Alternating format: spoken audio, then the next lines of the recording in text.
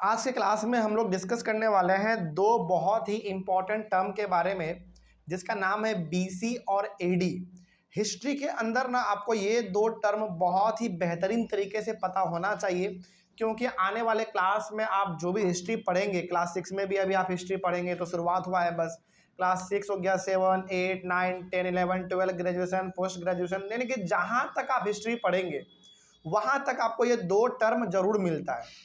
BC और AD बहुत ज़्यादा कन्फ्यूजन भी क्रिएट करता है ये दो टर्म, तो बहुत ही बेहतरीन तरीके से आप इन दोनों टर्म को अभी ही सीख लीजिए कि इसका मतलब होता क्या है। ठीक है, चलिए शुरुआत करते हैं। और ये दो टर्म हर किसी को समझना जरूर इसलिए भी चाहिए क्योंकि ये बहुत ज़्यादा कॉन्सेप्चुअल है, बच्चे भूल जाते हैं इस चीज़ को, लेकिन एक बार यदि इसको आप ध्यान से समझ लेंगे तो कभी नहीं भूलेंगे, पहली बात।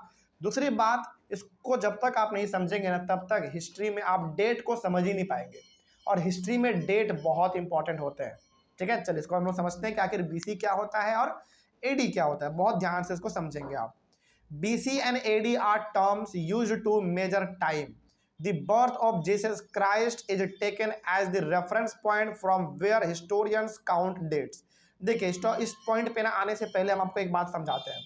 हमारा जो इतिहास है ना, यानी कि इस पृथ्वी पर जो इंसान जब से जन्म लिया है, इस पृथ्वी पर जब से इंसान ने जन्म लिया है वो 1-2 हज़ार साल पहले नहीं लिया है, लाखों लाख साल पहले लिया है। लेकिन उतने लंबे समय के बारे में क्या हम लोग आज जान पाएंगे? क्या नहीं जान पाएंगे। लेकिन फिर सवाल है कि हम लोग हिस्ट्री का पता कैसे लगाते हैं। पता लगाने के लिए, डेट का पता करने के लिए हम लोग एक रेफरेंस पॉइंट ले लेते हैं। रेफरेंस पॉइंट मतलब एक पॉइंट रख देते हैं जिससे हम लोग ये तय कर लेते हैं कि पॉइंट के पहले और पॉइंट के बाद का समय, दो ही समय हमारे पास होगा। और वो पॉइंट हमारा क्या है? जीसस क्राइस्ट का बर्थ है। जीसस क्राइस्ट अब कौन है, जरा इसके बारे में समझिए। जो क्रिश्चियन लोग होते हैं, जो क्रिश्चियन है, उनका जो भगवान है, यानी कि जो वो लोग अपने जो गॉड मानते हैं, वो लोग, उनका नाम क्या है? जीसस क्राइस्ट है। कोई दिक्कत नहीं इसमें। तो इतना लंबा हमारा हिस्ट्री है, इतना लंबा हमारा इतिहास है, इतने लंबे इतिहास को याद रखना बड़ा मुश्किल है। लेकिन जो हमारे बड़े बड़े इतिहासकार हैं, जो बड़े बड़े ज्ञानी लोग हैं, उन्होंने हमारे इस बड़े ही झंझट वाली चीज को आसान कर दिया। उन्होंने क्या कहा? उन्होंने कहा कि देखो, हिस्ट्री में ना दो ही डेट है। एक वो डेट जो कि जीसस क्राइस्ट के जन्म से पहले का है, और एक वो डेट जो जीसस क्राइस्ट के जन्म के बाद का है। तो हम लोग हमेशा ध्यान में रखेंगे कि हिस्ट्री में जो डेट हम लोग पढ़ेंगे वो दो ही डेट पढ़ेंगे।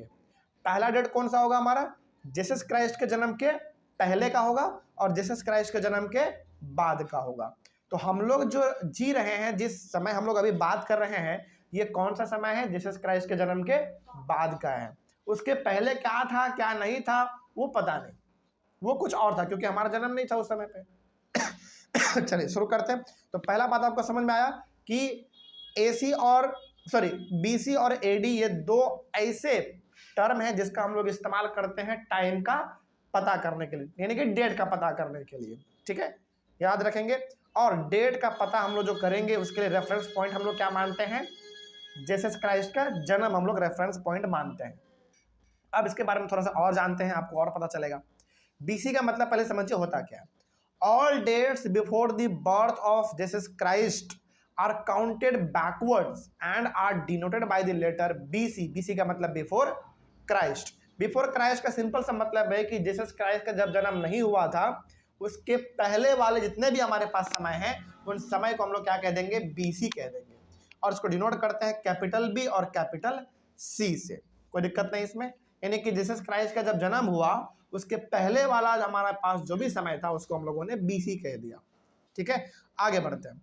उसके बाद क्या है? The dates after the birth of Christ is denoted by the letter AD. AD का मतलब क्या होता है? याद रखिएगा, Anno Domini, which means in the year of the Lord.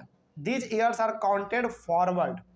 और जब हमारे जीसस क्राइस्ट का जन्म हो गया उस समय से लेकर आज तक के समय को और आने वाले समय को भी हम लोग क्या कहेंगे? एडी कहेंगे, यानी कि एनो डोमिनी कहेंगे। और इस समय को हम लोग क्या कहते हैं पता है? ईयर ऑफ द लॉर्ड, यानी कि भगवानों का साल। आप इसको सिंपली ऐसे समझो कि बीसी मतलब जीसस क्राइस्ट के जन्म के पहले के समय के बारे में बात होगा। जैसे आपके सामने वर्ड इस्तेमाल कर दे BC, तो समझ जाइएगा कि ये उस समय के बारे में बात कर रहा है जिस समय जीसस क्राइस्ट का जन्म नहीं हुआ था, ठीक है।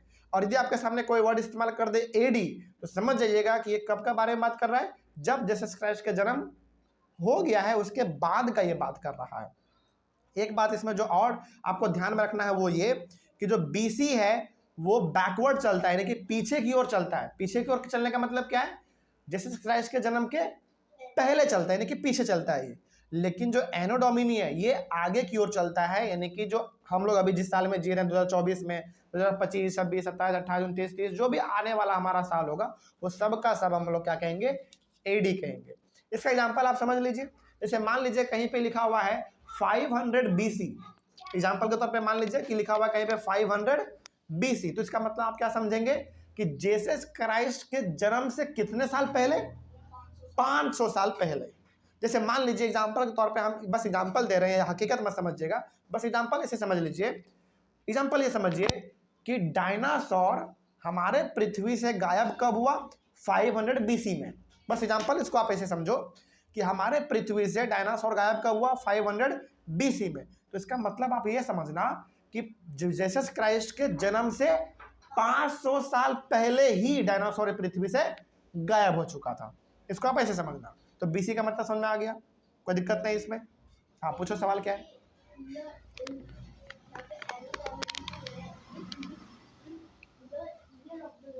ईयर ऑफ द लॉर्ड बताते हैं इसका मतलब क्या हुआ।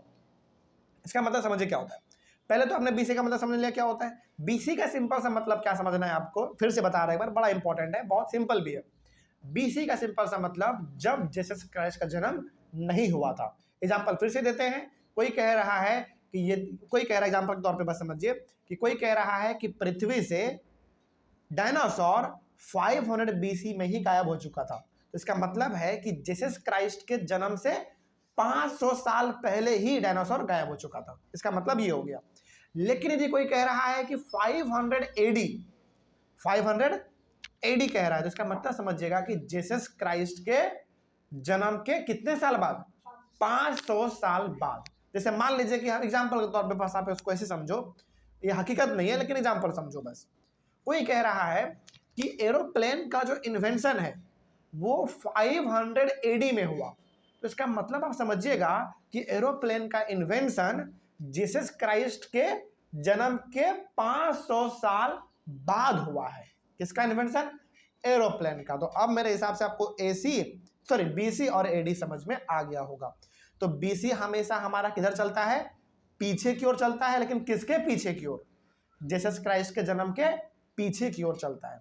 लेकिन जो आपका AD है वो किधर की ओर चलता है, आगे की ओर। लेकिन किसके आगे की ओर, जीसस क्राइस्ट के जन्म के आगे की ओर चलता है। तो हम लोग जिस समय अभी जी रहे हैं ये BC हुआ या AD हुआ, बताओ।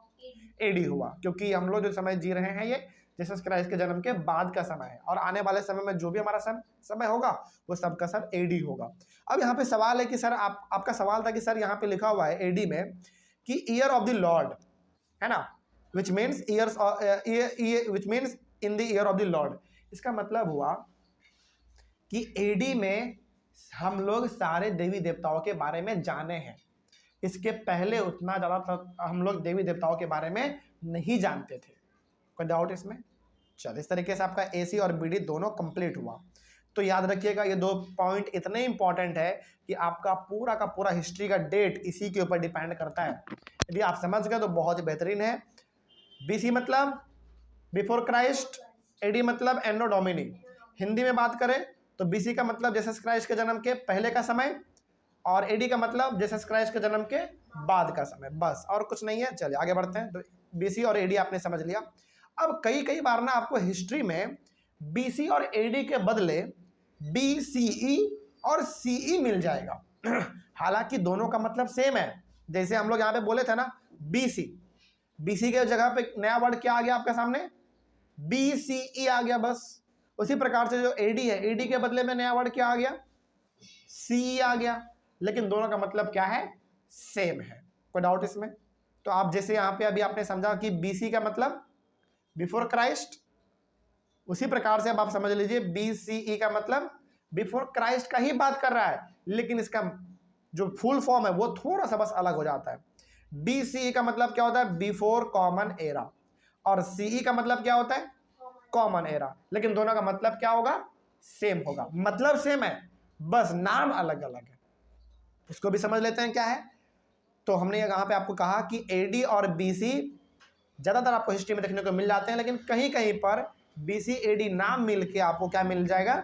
BCE और CE मिल जाएगा। लेकिन ये वही बात करता है जो बात हमारा BC और AD करता है। इसको भी समझ लेते हैं कि इसमें क्या नया बात लिखा हुआ है। Nowadays, historians prefer to use the terms BCE and CE instead of BC and AD। यानी कि आज के जो इतिहासकार हैं, इतिहासकार मतलब जो हिस्ट्री लिखते हैं, वो लोग क्या करते हैं? आज BC और AD इस्तेमाल ना करके क्या इस्तेमाल कर देते हैं? BCE और CE इस्तेमाल कर देते हैं। लेकिन दोनों का मतलब फिर से क्या होगा? सेम होगा, और कुछ नहीं है। तो BCE stands for before common era and CE stands for common era. Simple से यहाँ पे बात हो रहा है कि BCE का फुल फॉर्म है बिफोर कॉमन एरा और CE का मतलब है कॉमन एरा। ठीक है। और इसको आप थोड़ा सा और सिंप्लीफाई करके समझना चाहें तो आप ये कह सकते हैं कि BCE का मतलब हो गया जन्म, जीसस क्राइस्ट के जन्म के पहले का समय, और CE का मतलब हो गया जीसस क्राइस्ट के जन्म के बाद का समय। कोई दिक्कत नहीं है, सेम ही चीज है। आगे, to calculate the difference between dates in BCE and CE, we add both the years. It tells us how many years were there between these two years. अब चलो मान लेते हैं इसको ना, अब आप ऐसे समझो, एक एग्जांपल के तरह इसको समझाया गया है, आप इसको ऐसे समझो। For example, let us suppose an incident occurred in 1500 BCE and a similar incident occurred in 1200 CE.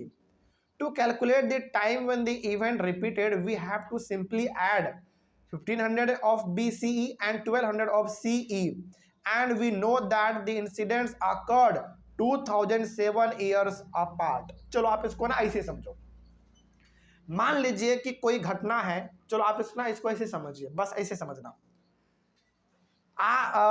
1500 BCE में डायनासोर थे, समझिएगा। मतलब इसको आप बड़ा सिंपल तरीके से समझो। 1500 यानी कि 1500 BCE में डायनासोर गायब हो गए। 1500 BCE का मतलब क्या हुआ? कि जीसस क्राइस्ट के जन्म के 1500 साल पहले डायनासोर क्या हो गया? खत्म हो गया। लेकिन 1200 CE में फिर से डायनासोर को देखा गया। इसका मतलब क्या हुआ? इसका मतलब हुआ कि 1200 मतलब कि जीसस क्राइस्ट के जन्म के 1200 साल बाद डायनासोर फिर से देखा गया। मेरे बातों को यहाँ पे आप कैच करने की कोशिश करना, हम क्या कहना चाह रहे हैं। यहाँ पे हमने आपके सामने दो टर्म रखा है। पहला हमने क्या कहा कि 1500 BCE में डायनासोर गायब हो गया था। इसका मतलब क्या समझेंगे आप? इसका मतलब ही समझेंगे कि जीसस क्राइस्ट के जन्म के 1500 साल पहले ही डायनासोर खत्म हो चुका था। लेकिन हमने दूसरा बात यहाँ पे क्या कहा? हमने यहाँ पे ये कहा कि 1200 CE में फिर से डायनासोर देखा गया पृथ्वी पर। इसका मतलब क्या समझेंगे आप? इसका मतलब ये समझेंगे कि जीसस क्राइस्ट के जन्म के 1200 साल बाद यानी कि 1200 ईयर्स के बाद डायनासोर फिर से देखा गया। तो अब यदि आपसे कोई पूछ ले कि बताओ डायनासोर आखिर कितने साल के बाद देखा गया पृथ्वी पर, तो आप क्या करोगे? सिंपली दोनों साल को ऐड कर दोगे। तो 1500 साल ये वाला और 1200 साल ये वाला, दोनों को ऐड कर दोगे तो कितना आ जाएगा आपके सामने? 2700 ईयर्स, यानी कि 2700 साल के बाद डायनासोर फिर से पृथ्वी पर देखा गया। कोई दिक्कत नहीं इसमें, ये बात समझ में आई है आपको। और ठीक इसी प्रकार से हमारा काम कौन करता है? BC और AD भी करता है, दोनों सेम ही चीज है। बात समझ में आ गई है? कोई दिक्कत नहीं इसमें। तो यदि आपसे कोई पूछे कि बताओ BCE या फिर CE, क्या BC और AD से अलग है क्या? नहीं, अलग नहीं है, सेम ही चीज है, बस नाम अलग कर दिया है।